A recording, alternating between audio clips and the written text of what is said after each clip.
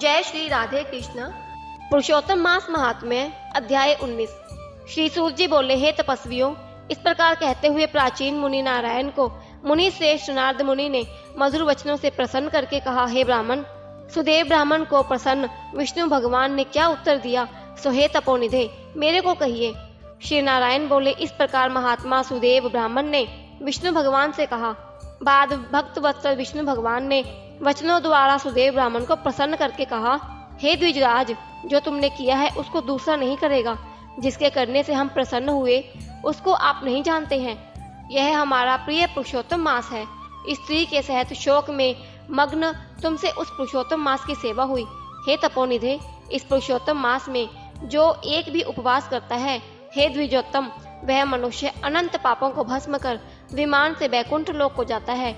सो तुमको 1 महीना बिना भोजन किए बीत गया और असमय में मेघ के आने से प्रतिदिन प्रातः मध्य साय तीनों काल में स्नान भी अनायास ही हो गया। हे तपोधन, तुमको 1 महीना तक मेघ के जल से स्नान मिला और उतने ही अखंडित उपवास भी हो गए। शोक रूपी समुद्र में मग्न होने के कारण ज्ञान से शक्ति से हीन तुमको अज्ञान से पुरुषोत्तम का सेवन हुआ। तुम्हारे इस साधन का तोल कौन कर सकता है। तराजू के एक तरफ पलड़े में वेद में कहे हुए जितने साधन हैं उन सब को रखकर और दूसरी तरफ पुरुषोत्तम को रखकर देवताओं के सामने ब्रह्मा ने तोलन किया और सब हल्के हो गए। पुरुषोत्तम भारी हो गया। इसलिए भूमि के रहने वाले लोगों से पुरुषोत्तम का पूजन किया जाता है। यद्यपि पुरुषोत्तम मास सर्वत्र है, फिर भी इस पृथ्वी लोक में पूजन करने से फल देने वाला कहा है। इससे हे वत्स, इस समय आप सब तरह से धन्य हैं, क्योंकि आपने इस पुरुषोत्तम मास में उग्र तथा परम दारुण तप को किया। मनुष्य शरीर को प्राप्त कर जो लोग श्री पुरुषोत्तम मास में स्नान दान आदि से रहते रहते हैं, वे लोग जन्म जन्मांतर में दरिद्र होते हैं। इसलिए जो सब तरह से हमारे प्रिय पुरुषोत्तम मास का सेवन करता है, वह मनुष्य हमारा प्रिय, धन और भाग्यवान होता है। जगदीश्वर हरि भगवान इस प्रकार कहकर गरुड़ जी पर सवार होकर शुद्ध बैकुंठ भवन को शीघ्र चले गए। सपत्नीक सुदेव शर्मा पुरुषोत्तम मास के सेवन से मृत्यु से उठे हुए सुखदेव पुत्र को देखकर अत्यंत दिन रात प्रसन्न होता भया। मुझसे अज्ञानवश पुरुषोत्तम मास का सेवन हुआ और वह पुरुषोत्तम मास का सेवन फलीभूत हुआ, जिसके सेवन से मृत पुत्र उठ खड़ा हुआ। आश्चर्य है कि ऐसा मास कहीं नहीं देखा। इस तरह आश्चर्य करता हुआ उस पुरुषोत्तम मास का अच्छी तरह पूजन करने लगा। वह सपत्नी ब्राह्मण श्रेष्ठ इस पुत्र से प्रसन्न हुआ और सुखदेव पुत्र ने भी अपने उत्तम कार्यों से सुदेव शर्मा पिता को प्रसन्न किया। सुदेव शर्मा ने पुरुषोत्तम मास की प्रशंसा की, आदर के साथ श्री विष्णु भगवान की पूजा की और कर्म मार्ग से होने वाले फलों में इच्छा का त्याग कर एक भक्ति मार्ग में ही प्रेम रखा। श्रेष्ठ पुरुषोत्तम मास को समस्त दुखों का नाश करने वाला जानकर उस मास के आने पर स्त्री के साथ जप हवन आदि से श्री हरि भगवान का सेवन करने लगा।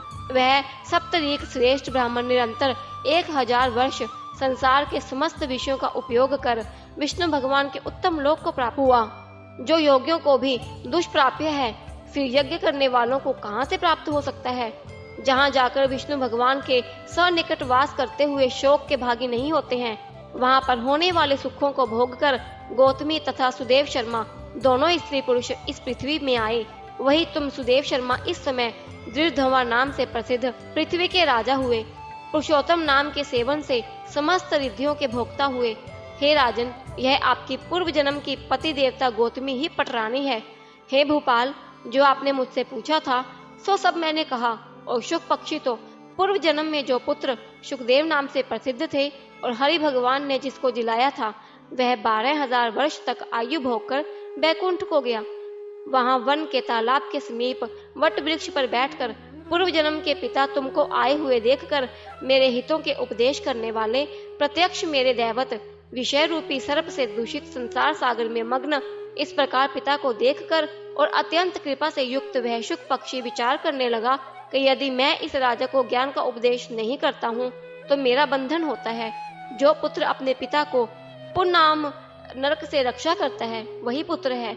आज मेरा यह श्रुति के अर्थ का ज्ञान भी वृथा हो जाएगा, इसलिए अपने पूर्व जन्म के पिता का उपकार करूंगा। हे राजन, दृढ़धमा इस तरह निश्चय करके वह शुक पक्षी वचन बोला। हे पाप रहित राजन, जो आपने पूछा सो यह सब मैंने कहा। अब इसके बाद पाप नाशिनी सरयू नदी को जाऊंगा। श्री नारायण बोले, इस प्रकार बहुत समय तक उस प्रसिद्ध यशस्वी राजा दृढ़धमा के पूर्व जन्म का चरित्र कहकर जाते हुए वाल्मीकि मुनि की प्रार्थना कर असंख्य पुण्यवान राजाओं का राजा वाल्मीकि मुनि को नमस्कार करता हुआ कुछ बोला। इति श्री पुरुषोत्तम मास महात्म्य अध्याय 19 संपूर्णम। जय श्री राधे कृष्ण। ओम नमः भगवते वासुदेवाय।